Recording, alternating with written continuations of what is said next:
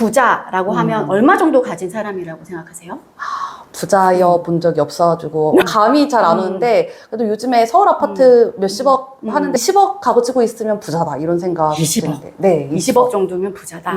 KB 부자 보고서에는 부동산을 빼고 금융자산만 10억 이상 가진 사람. 이 부동산은 논외로 하고 내가 그냥 따로 가지고 있는, 챙기고 있는 돈이 얼마요? 10억이요. 10억이요?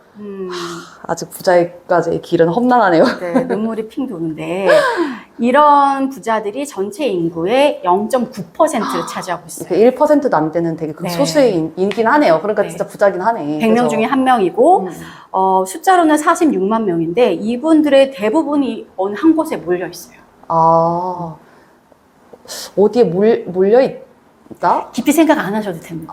서울이 45%, 경기가 22%. 너무 반전 없어서 설마 하고 머리를 썼는데 오히려 그냥 우리가 생각하는 예상한 대로 서울, 경기가 많았습니다. 근데 제가 사실 이 보고서를 매년 연말 되면 아이들이랑 같이 보거든요. 그래서 어려운 경제기사, 딱딱한 경제기사 읽기 전에 부자의 기준이 뭐지? 사람들은 얼마 정도를 가지면 부자라고 생각하지? 브레인스토밍 할 때 이 보고서가 재밌게 읽혀요. 그리고 아이들이 4, 5학년 되면 학교에서 그래프를 배우거든요.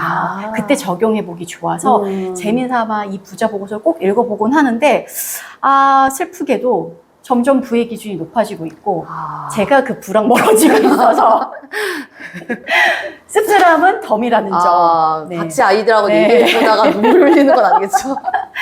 하지만 저는 좀 경제를 막 신문식으로 어렵게 읽기보다는 내 실생활하고 밀접한 내용을 보면서 생각하는 게 좋더라고요. 그래서 우리나라에서는 부자를 이렇게 생각하는데 왜 이러지? 라고 하면서 아이들이랑 이야기해보는 용어로 이 KB 부자 보고서 연말 되면 꼭 챙겨서 읽고 있습니다. 이거 보면 이 부자들이 어느 자산에 관심을 많이 가지는지 이런 것도 알 수 있고 재밌는 거는 지금 금융자산만 10억 이상 가진 사람들이 이분들이 42살 우리 같이 40대 초반에 얼마의 종잣돈을 가지고 있었을까요?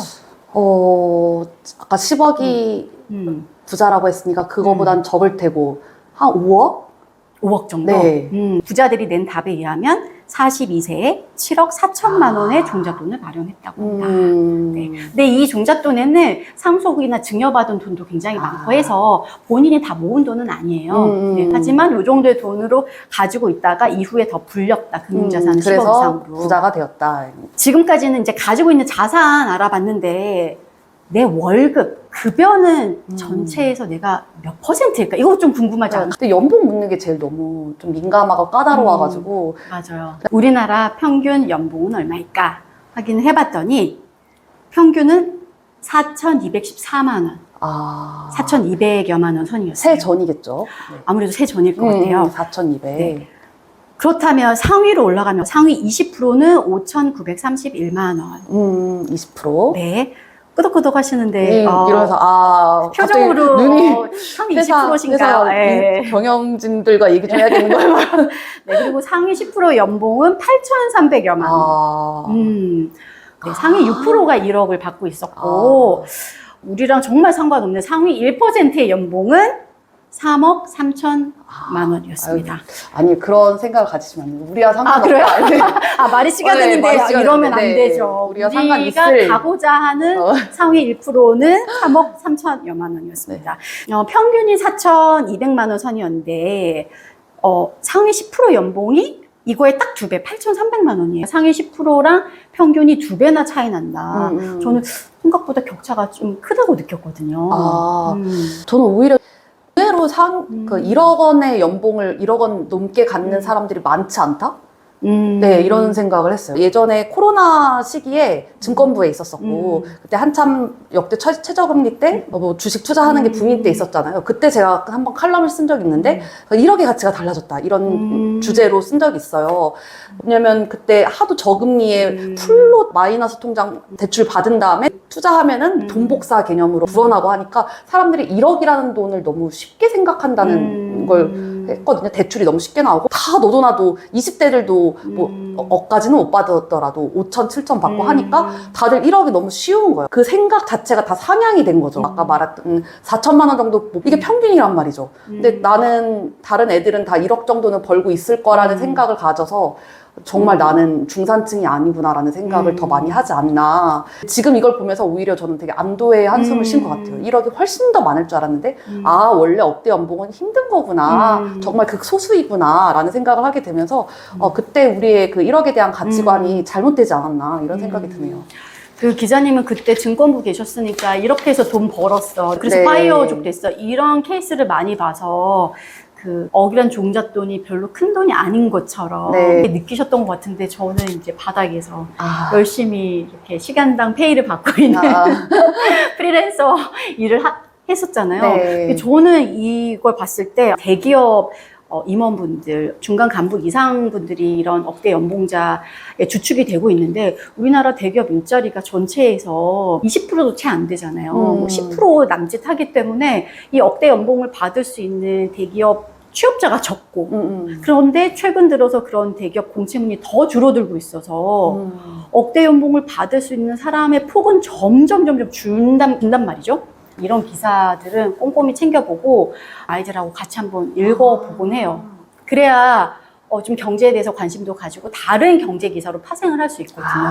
또 하나 궁금한 거는 아이들과 이렇게 공부하는 건 좋아. 근데 그 아이가 갑자기 그런 엄마는 이렇게 물어볼 때 갑자기 재밌게 공부하자다. 이렇게 말문을 엄마 월급 얼마야? 엄마 이렇게. 월급 얼마야? 이러면. 엄마 연봉 얼마야? 아빠 연봉 얼마야? 그걸 아이가 물어본다면 이걸 어떻게 현명하게 알려줬을까? 이게 너무 어려운 과제인 것 같거든요. 저는 이렇게 생각을 해요.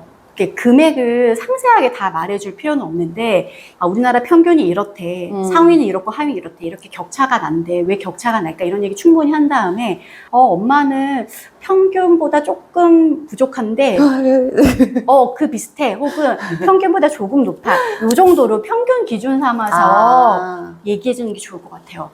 엄마 연봉은 7,500이야 뭐 이렇게 엄마 연봉 2,300이야 구체적으로 할 필요는 없고 뭉뚱그려서 엄마는 평균이랑 비슷한데 조금 적어. 그 이유는 엄마는 결혼하고 나서 너를 양육하고 너와 보내는 시간을 더 늘리기로 했거든. 그래서 여기 나오는 연봉은 오전 9시부터 저녁 6시까지의 풀타임 근무를 하는 분들의 연봉이니까 그것보다는 엄마 연봉이 조금 더 작겠지. 대신 엄마는 여기 나온 평균 연봉이 중요한 게 아니라 너와 보내는 시간, 우리 가정에 지금은 가치 있는 시간이 필요하잖아. 그래서 야근 대신에 이런 직업을 택한 거야 라고 평균 기준으로 얘기하되 그거보다 부족해도 부족한 이유에 대해서 엄마의 그 가치를 설명해 주면 될 것 같아요. 엄마는 결혼 전에 혹은 너를 낳기 전에 이런 일을 했었어. 성실하고 열심히 해서 인정도 받았고 그런데 가정에도 일할 사람이 필요하기 때문에 엄마는 이 일을 선택했어.